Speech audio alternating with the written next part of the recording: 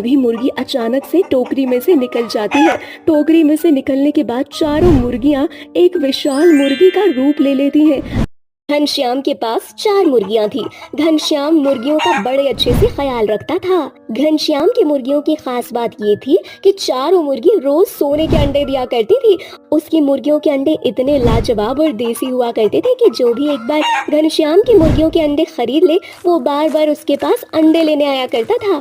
ऐसे ही एक बार की बात है, घनश्याम मार्केट में अंडे बेच रहा होता है। तभी उसके पड़ोस का एक व्यक्ति जिसका नाम रमेश होता है, रमेश अपनी पत्नी कुंती के साथ आता है। दोनों पति पत्नी घनश्याम से बोलते हैं, अरे घनश्याम, कैसा चल रहा है सब कुछ?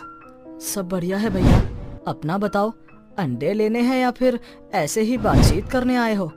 अरे नहीं नहीं, हम अंडे लेने आए हैं, ना ही हम बातचीत करने आए हैं। हम कुछ और ही बोलना चाहते हैं। तुमसे बोलना ये है कि अंडे बेचकर आखिर कब तक कैसे गुजारा कर लोगे। तो मैं बस तुमसे इतना ही बोलने आया हूँ कि तुम्हारी 4 मुर्गी हैं, चारों मुर्गियों के अच्छे दाम दे दूंगा मैं। तुम मुझे अपनी चारों मुर्गियाँ दे दो। लेकिन आप क्या करोगे मुर्गी लेकर? अगर आपको अंडे लेने हैं तो आप मेरे से ले लो, थोड़ा रेट सही लगा दूंगा आपके लिए। अरे नहीं भाई, वो क्या है ना कि हमारे कुछ अच्छे अच्छे रिश्तेदार आने वाले हैं। घर पर बड़े वीआईपी लोग हैं और हम चाहते हैं कि तुम्हारी मुर्गियों के अंडे इतने अच्छे और देसी होते हैं तो इनका मीट कितना ज्यादा अच्छा होगा। इसलिए हम अपने रिश्तेदारों को तुम्हारी मुर्गियों का मीट खिलाना चाहते हैं। तो बताओ, क्या रेट लगाओगे अपनी मुर्गियों का? खबरदार रमेश भैया, आज तो बोल दी ये बात, आगे से मत बोलना। अरे रे भैया, इतने चिढ़ने वाली क्या बात है? सौदा की तो बात करी मेरे पति ने, तो इसमें आपका ही भला है। आप जो कीमत बोलेंगे वो कीमत हम देने को तैयार है ना। मैं आप दोनों पति पत्नी को आपकी जानकारी के लिए बताना चाहता हूँ कि मैं अकेला रहता हूँ और इन मुर्गियों को मैंने अपने व्यापार और अपने खर्च के लिए ही नहीं रखा है, बल्कि इनको मैंने अपनी फैमिली मेंबर की तरह ही रखा है और इनकी देखभाल भी मैं इसी तरह से करता हूँ। बस इनके अंडे से मैं अपना रोजगार चलाता हूँ। बाकी मैंने कभी भी इन मुर्गियों को एक मुर्गी नहीं समझा। अरे घनश्याम, वास्तविकता में जियो, क्या फिल्मी डायलॉग मार रहे हो? ये मुर्गी है मुर्गी, तुम्हारी बीवी, तुम्हारी बेटी या फिर तुम्हारी बहन नहीं है। देखो, मेरे ग्राहक आने का समय हो चुका है, ग्राहकों ने भीड़ लगा रखी है, तो कृपया करके आप दोनों यहाँ से चले जाएं। मेरा समय बेकार ना करें। मेरा 1 मिनट बहुत कीमती है और आगे से मेरी दुकान पर इस बात को लेकर कोई भी बात करनी हो तो बताना। आपके आगे हाथ जोड़कर विनती करता हूँ। घनश्याम अपने बाकी के ग्राहकों के सामने रमेश और उसकी पत्नी को ऐसे शब्द बोल देता है जिसके बाद रमेश और कुंती को अपनी बेइज्जती सी महसूस होती है। वो दोनों पति पत्नी वहाँ से निकल जाते हैं और रास्ते में बातें करते हुए कहते हैं, देखना, ज्यादा दिन नहीं चलेगा इसका ये बिजनेस। इसकी मुर्गियों को तो कब्जा करके ही रहूंगा। हाँ, आखिर इतनी बेइज्जती की है हमारी सबके सामने। ऐसे ही कुछ दिन बीत जाते हैं। एक रात घनश्याम अपनी मुर्गियों को एक छोटे से मुर्गी घर में रखकर आराम कर रहा होता है। आराम करते करते उसकी आंख लग जाती है और वो सो जाता है। तभी रमेश और उसकी पत्नी कुंती मौका देखकर घनश्याम की मुर्गी को चुराने के लिए आते हैं। घनश्याम, रमेश और कुंती वो सब इस बात से अनजान थे कि वो चारों मुर्गियां एक जादुई मुर्गियां हैं। जैसे ही रमेश उन मुर्गियों को चुराने की कोशिश करता है, मुर्गियां वहां से गायब हो जाती हैं। मुर्गियों को पकड़ते पकड़ते सुबह के 4 बज जाते हैं। तभी उसकी पत्नी रमेश से बोलती है, अरे सुबह के 4 बज चुके हैं लेकिन अब तक हमने एक भी मुर्गी नहीं पकड़ी। अभी चलते हैं यहाँ से। घनश्याम की आंख खुल गई तो गजब हो जाएगा। इन मुर्गियों को तो बाद में देख लेंगे। हाँ हाँ, तुम बिल्कुल सही कहती हो। घनश्याम की मुर्गी घनश्याम की तरह ही ढीठ है। ऐसे ही कुछ समय बीतता है। रमेश और कुंती दोनों की नजर घनश्याम की मुर्गियों पर होती है। ऐसे ही एक बार की बात है, घनश्याम अपने घर में खाना बना रहा होता है। तभी रमेश और कुंती मौका देकर घनश्याम के घर में आग लगा देते हैं। घनश्याम घबरा जाता है और वो अपनी मुर्गियों को बचाने के लिए सभी मुर्गियों को पकड़ने की कोशिश करता है, लेकिन अफरा तफरी के चक्कर में रमेश और कुंती को मौका मिल जाता है घनश्याम की मुर्गियां चुराने का। घनश्याम की चारों मुर्गियों को चुराकर वो एक टोकरी में रखकर ऊपर से दूसरा टोकरा थैला रखकर ढककर वहाँ से भाग रहे होते हैं। तभी घनश्याम की नजर रमेश और कुंती पर पड़ जाती है। रमेश का घर आधे से ज्यादा जल चुका है। रमेश अपनी और अपने घर की चिंता ना करके मुर्गियों को बचाने के लिए रमेश और कुंती के पीछे भागने लगता है। तभी मुर्गी अचानक से टोकरी में से निकल जाती है। टोकरी में से निकलने के बाद चारों मुर्गियां एक विशाल मुर्गी का रूप ले लेती हैं। ये देखकर घनश्याम और कुंती घबरा जाते हैं।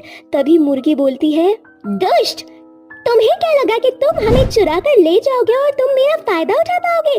कभी नहीं। मैं एक जादुई मुर्गी हूँ, जादुई विशाल मुर्गी, और मैं सिर्फ उन्हीं लोगों के साथ रहती हूँ जिनका मन साफ हो। तुम दोनों पति पत्नी एक नंबर के कपटी इंसान हो। क्या तुम जादुई मुर्गी हो? हाँ, और मैं तुम्हें अपना जादू दिखाती हूँ। अभी जो तुमने किया उसकी सजा तुम्हें जरूर मिलेगी। मैं तुम्हें एक बेकार गंदा कंकड़ पत्थर बना दूंगी। लोग तुम्हें पैरों से यहाँ वहाँ मारते हुए चलेंगे। यही तुम्हारे किए की सजा है। दोनों पति पत्नी मुर्गी से माफी मांगते हैं, लेकिन मुर्गी उन्हें माफ नहीं करती और उन दोनों को कंकड़ पत्थर बनाकर हमेशा के लिए वहां से चली जाती है। घनश्याम ये सारा नजारा देख रहा होता है। तभी मुर्गी घनश्याम से बोलती है, घनश्याम, तुम्हें चिंता करने की कोई जरूरत नहीं। मैं जानती हूँ तुम्हारा पूरा घर जल चुका है। मैं एक विशाल मुर्गी जादुई घर हूँ। अब से तुम मेरे अंदर रहोगे। तुम्हें जब भी किसी चीज की जो जरूरत पड़ेगी उस चीज को 3 बार पुकारना, वो चीज तुम्हारे सामने प्रकट हो जाएगी। अब से तुम यहीं रहोगे, लेकिन कभी भी किसी चीज का गलत उपयोग मत करना। तुम जैसे थे वैसे ही रहना। घनश्याम मुर्गी के घर के अंदर रहने लगता है। मुर्गी के घर में रहने के बाद भी घनश्याम ईमानदारी से ही अपना जीवन जी रहा होता है। जब भी किसी चीज की जरूरत पड़ती वो 3 बार उसे पुकारता और वो चीज सामने प्रकट हो जाती। घनश्याम बहुत सारे जानवरों को पालने का काम शुरू करता है और यहाँ वहाँ भटकते आवारा जानवरों को एक नया जीवन देने का काम शुरू करता है और इस तरह वो अपने जीवन में आगे बढ़ता है। रमेश एक छोटे से गांव में जूस बनाकर बेचने का काम किया करता था। रमेश बहुत ही सीधा साधा आदमी था और गांव के बहुत से लोग उसके इस भोलेपन का फायदा उठा लिया करते थे। रमेश अक्सर लोगों को उधारी का जूस पिलाया करता था और लोग जूस पीकर उसे पैसा देना ही भूल जाते थे या फिर देने ही नहीं आते थे। रमेश उनसे 1 से 2 बार पैसों के लिए बोलता, मगर वो लोग नजरअंदाज करके चले जाते। ये सिलसिला यूं ही चलता रहता। ऐसे ही एक दिन रमेश के घर उसी के गांव का एक लाला आता है। लाला रमेश को धमकाते हुए उससे कहता है, अरे ओ रमेश, ये महीना भी ऐसे ही चला गया। तूने इस महीने भी कोई पैसा नहीं दिया मुझे। आखिर कब तक चलता रहेगा? ऐसे कब तक इंतजार करूं तेरे पैसे का? लाला, माफ करना, मेरे पास अभी उतने पैसे इकट्ठे नहीं हुए हैं कि मैं तुम्हारा उधारी चुका सकूं। अरे तो मैंने ठेका लिया है क्या? उधार लेने से पहले ही सोचना चाहिए था ना कि कैसे उधारी चुकाऊंगा। लाला जी, मुझे बस कुछ समय दीजिए और मैं आपकी उधारी चुका दूंगा। ठीक है, मैं तुझे 1 महीने का समय देता हूँ और अगर इस महीने में तूने पैसा नहीं दिया तब मैं भूल जाऊंगा कि तुम मेरे ही गांव के आदमी हो और गरीब भी हो। उस समय ये लाला तुझे अपना असली रूप दिखाएगा कि ये लाला क्या चीज है। लाला इतना बोलकर वहां से चला जाता है। रमेश की पत्नी ये सब कुछ देख रही थी। वो अपने पति रमेश से कहती है, ये सब क्या है जी?